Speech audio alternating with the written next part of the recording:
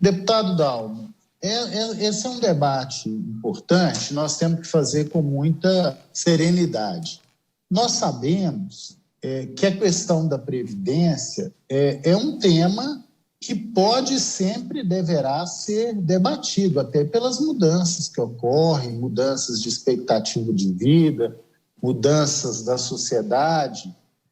Lembrando, inclusive, que não é só com relação ao aumento de expectativa de vida, né? O progresso civilizatório, ele ocorre à medida que as pessoas possam dedicar mais tempo à cultura, ao lazer, ao desfrute da família. Então, não significa, né, que necessariamente se aumenta a expectativa de vida, você tem que aumentar o tempo de contribuição, né? Essa não é uma... Eu vejo alguns deputados e deputadas colocando isso como critério absoluto. Então, mas, de fato, a Previdência pode e deve ser repensada assim, principalmente porque ela, muitas vezes, apresenta distorções.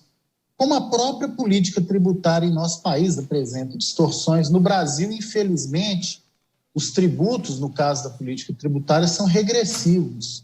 Quem paga mais, quem pode mais paga menos, quem pode menos paga mais. E muitas vezes, inclusive no serviço público, há uma distorção na questão, por exemplo, das alíquotas em relação a aqueles segmentos que ganham menos. Então, eu queria deixar isso claro, não é um assunto proibido a questão, principalmente o deputado Cássio mencionou, porque o governo federal aprovou uma emenda constitucional, a reforma da Previdência, e coube aos estados e municípios a sua adequação no plano subnacional.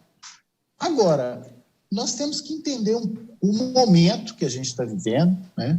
E aqui eu vou entrar uma questão já preliminar, que a deputada Beatriz do nosso bloco, a deputada Ana Paula também fez menção, que é a questão do método. O governo de Minas, primeiro, ele demorou para encaminhar uma reforma da Previdência.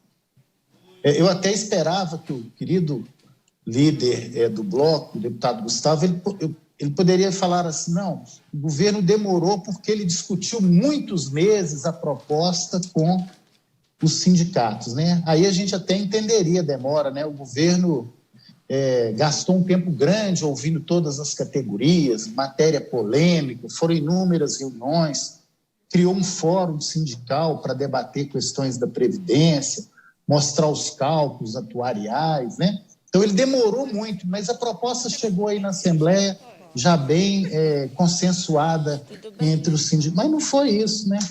O argumento é que é para melhorar a base de apoio.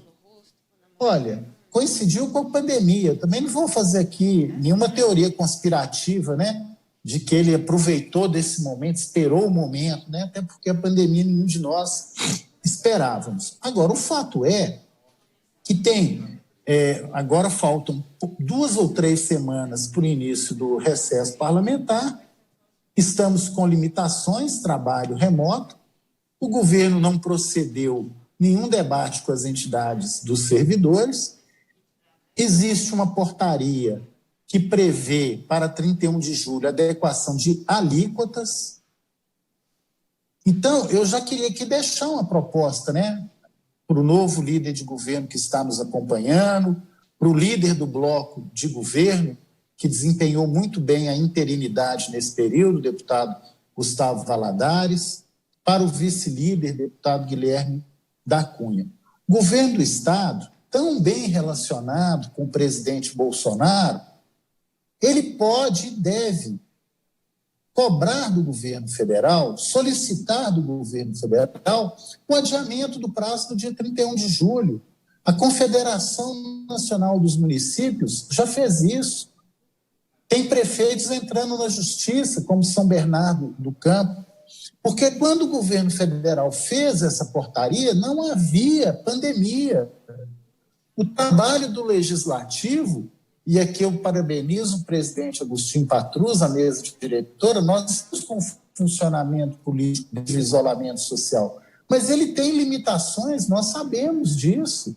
Então, seria justo que o governo federal prorrogasse esse prazo naquele período correspondente à pandemia, 3, 4 meses, até aqui, para que aí a gente pudesse organizar um cronograma melhor de debates e discussões. Então, é uma proposta que eu já deixo.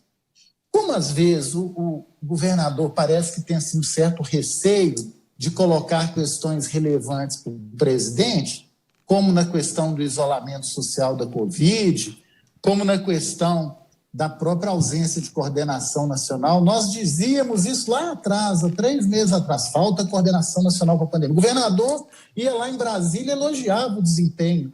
Ontem não, ontem o governador, lógico, com quase 90%, já com 90% de superlotação de leitos, ele teve que falar que falta coordenação nacional, Eu quero ver agora a base de governo bater palma para nós da oposição. Pô, bem que a oposição falou que faltava coordenação nacional. O problema é que o governo caiu a ficha do governador agora, com 90% de leitos lotados.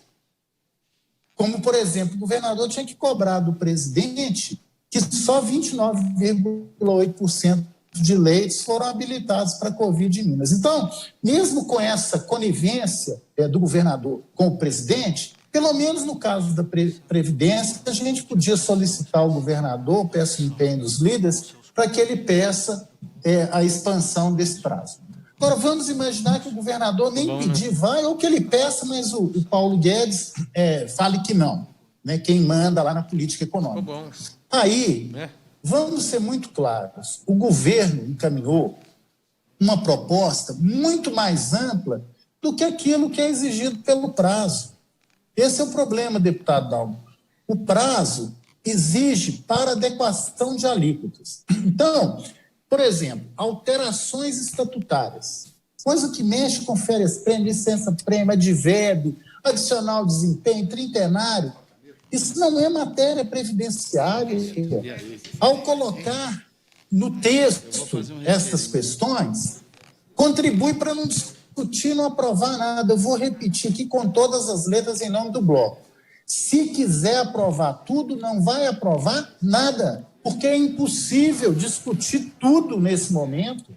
Então, essas questões, o governo, se quiser retirar direito, subtrair direito, ele apresente o projeto, a Assembleia vai discutir, cada um assume a posição que achar melhor. Mas, ao misturar com um projeto que trata de alíquota de previdência, PLC e uma PEC, e vou concluindo, presidente, ele contribui para dificultar a tramitação. A outra questão. Vamos ver. A questão da alíquota tem uma previsão de prazo, o restante não.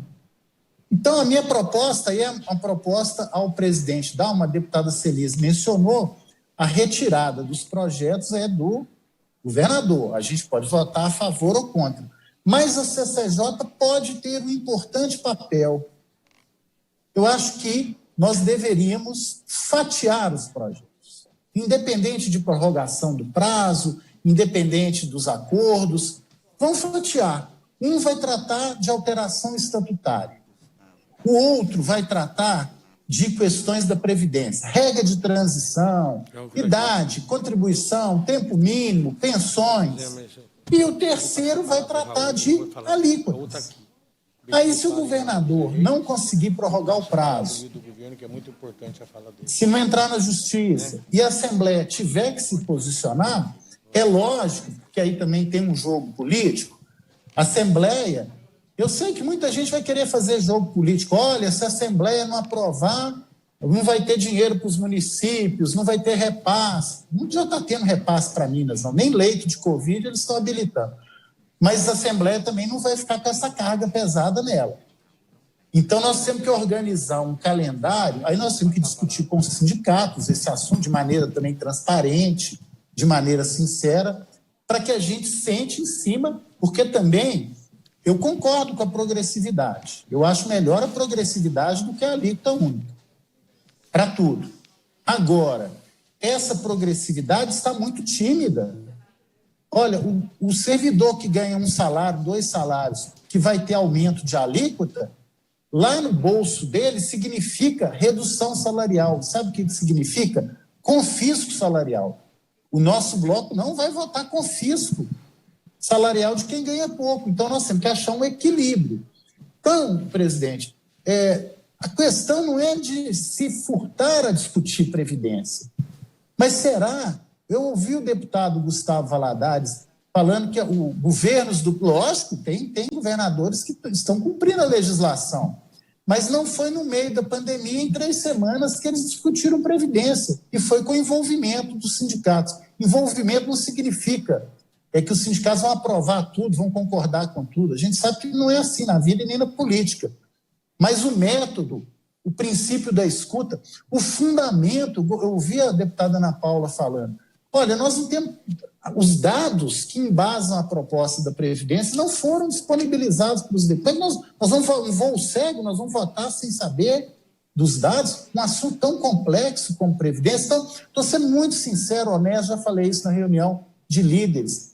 A questão é a responsabilidade que o deputado Guilherme menciona tanto em fazer o debate com o tempo necessário, com os dados necessários, com a devida participação popular. E eu termino, presidente, dizendo o seguinte: o engraxate, né, como disse o vendedor de coco, o trabalhador informal, o ambulante, o comerciante, que o deputado Guilherme mencionou, ele tem que ter políticas públicas, porque ele não tem plano de saúde Max, porque ele não mora em condomínio privado, porque o filho dele não está numa escola privada de excelência.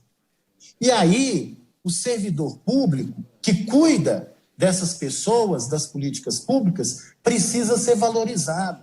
Porque no Brasil, muitas vezes, é o seguinte: o pobre vale qualquer coisa, para o rico tem que ser de primeiro mundo. E o trabalhador, a questão da previdência é direito dele, salário, mas depois a proteção. Nós temos o tripé da Seguridade Social. Então é muito importante, deputado Dalmo, que a previdência desse servidor seja pensada. Nós não podemos fazer reforma da previdência como mecanismo de ajuste e equacionamento fiscal. Eu quero ver o governo do Novo discutir são os incentivos fiscais para as grandes empresas. Essas é que estão tirando dinheiro do engraxate, do ambulante, da escola pública, da saúde pública. Eu quero ver o governador ir lá em Brasília e lutar para ter imposto sobre produtos exportados, para peitar as grandes mineradoras, o agronegócio, porque é esse que prejudica o ambulante, o engraxate, não é o professor, não é o auxiliar de serviço, não é o soldado, não é o policial civil. Quem prejudica são as grandes empreiteiras, o agronegócio. Eles têm o direito, nós estamos no capitalismo, mas tem que pagar mais. O produto exportado hoje é isento, porque fazer ajuste fiscal nas costas do servidor público é muito fácil. Então, vamos discutir previdência, sim, mas com as informações necessárias, com o envolvimento dos sindicatos e também sem essa corda, essa espada suspensa do prazo. O prazo é só para a luta. Muito obrigado, presidente.